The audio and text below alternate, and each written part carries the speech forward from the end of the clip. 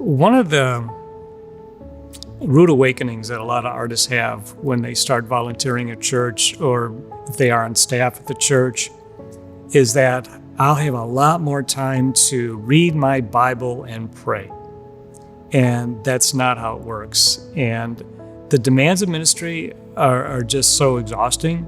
And usually one of the first things to go are our spiritual disciplines. So it's really essential that we have those in place beforehand. And if you get to the point, though, where, it's catching up to you, and, you need to make sure that you do realize that it's up to you. You need to take the time and put those spiritual disciplines in place. And if you don't have a quiet time that you are spending with the Lord, that needs to happen. And I'm not saying you have to spend 3 or 4 hours in quiet time every day. You don't have to. It's more important that you be consistent than that you just have lengthy times every day and have that huge expectation. And the reason is because you are now a spiritual leader, whether you realize it or not. And so you need to make sure that you do have your spiritual disciplines in place. And, we don't have to make a big, huge deal about this and make it more than it needs to be. But you do need to be able to, read God's word and pray. It's just that simple. And sometimes when we talk about spiritual disciplines, sometimes we artists get a little freaked out because we don't like discipline, And that's actually one of the misnomers that people have sometimes, that artists are undisciplined and that we are free and easy and carefree. But you know what? It's just not reality, because I think you and I both know, if you're an artist, we both know that in order to hone your craft, in order to get good at what you do, it takes time and it takes discipline. And so we artists have a tendency to be selectively disciplined. And we can be disciplined about learning, the worship set for this Sunday, disciplined about learning, my guitar part, my lyrics, and everything else. And so you are way more disciplined than you really realize, simply because you're an artist, and you've had to be. And so don't let anybody ever tell you that you're not disciplined, or that you ever think that you're not disciplined. It's not difficult, friends, to have time with God, to pray and to read His Word. And this is what it means to have a relationship with God. It's not the same as practicing like it's a chore. This is part of what it means to be in relationship with a living God, is that we talk to Him in prayer and we listen to Him when we read His Word. And so, we artists, we tend to like depth and substance, and this is where your relationship with God meets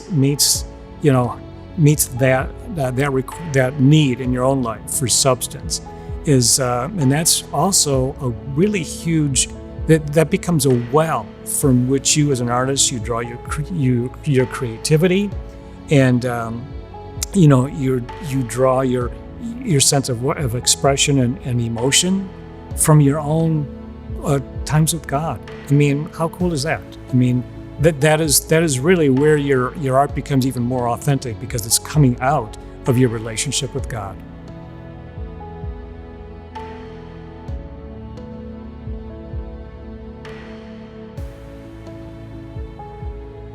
I do often talk to worship leaders who are on the verge of burnout.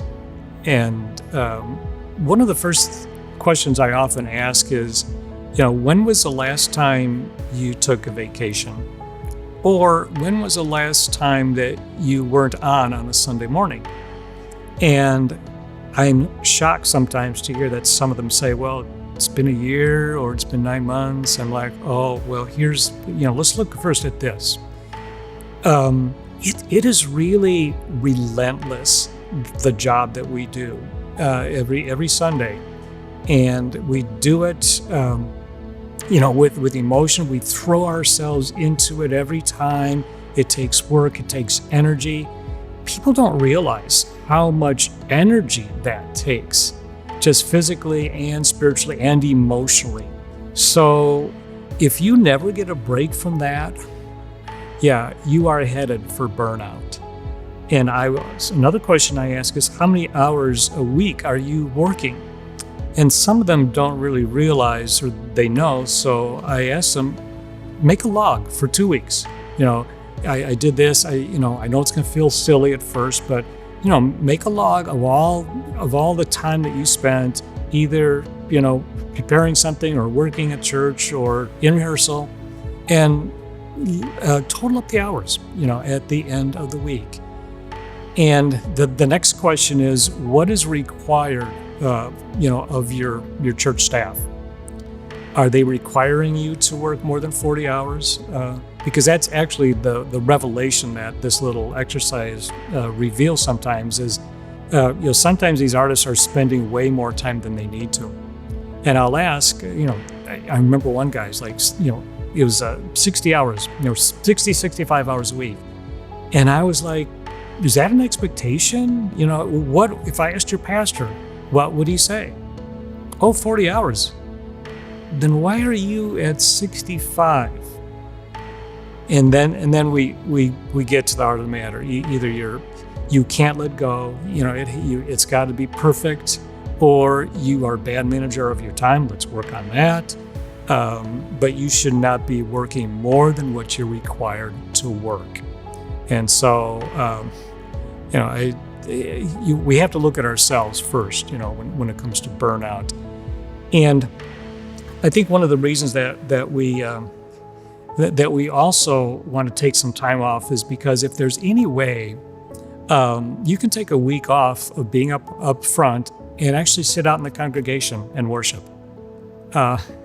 it'll benefit you because you'll be able to participate, not as a leader. It'll feel even more authentic for you, and that's a good exercise, a good discipline for you to be able to do, a good experience for you to have from time to time. Or maybe you attend another church where you can they don't know you, you can just worship as part of the congregation. It'll be good for your soul.